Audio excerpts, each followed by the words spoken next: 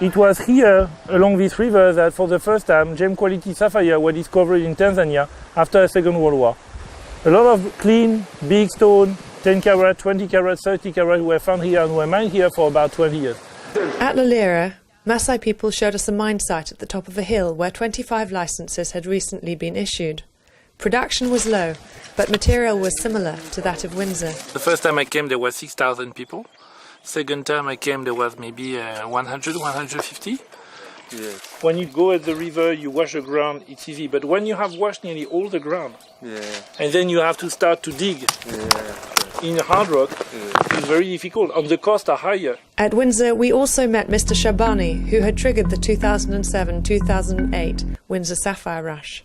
We can say that because of these gentlemen who bring these fine quality rubies to Dar es Salaam, you know, it changed a lot of things in East Africa and all around the world, because currently Eastern Africa is the world leading source for rubies. In the Mahenge district, we could see evidence of much activity at the Ipanko spinel mines. What is interesting with this area is that, you know, the whole valley is active. You have probably around 200 people working there currently. And regarding in terms of production, this is probably the most active spinel mining area after Mogok.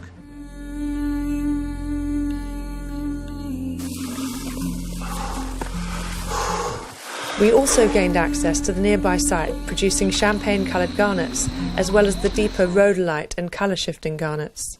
So I just purchased a few samples from this garnet deposit. You have 2 or 3 of the so-called champagne stones that actually have a color that is this light pink, yellowish color that reminds the color of champagne.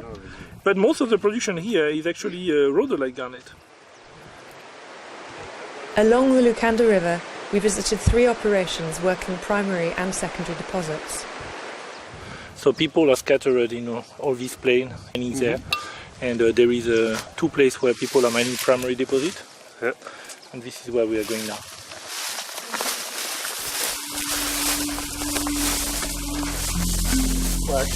Going through them and checking if any stone have potential for lab work.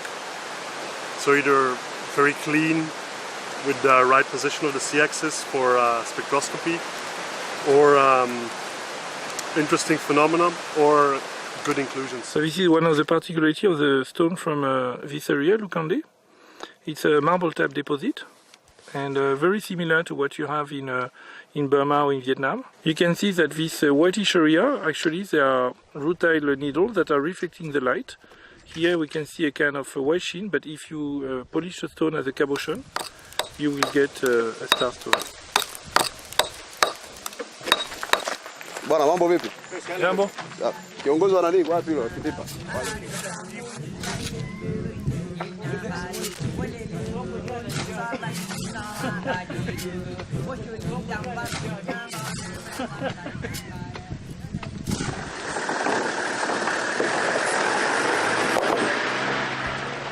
In Amanimakura, about 200 miners were working swampy ground with hand tools, and enterprising local women were sieving the tailings.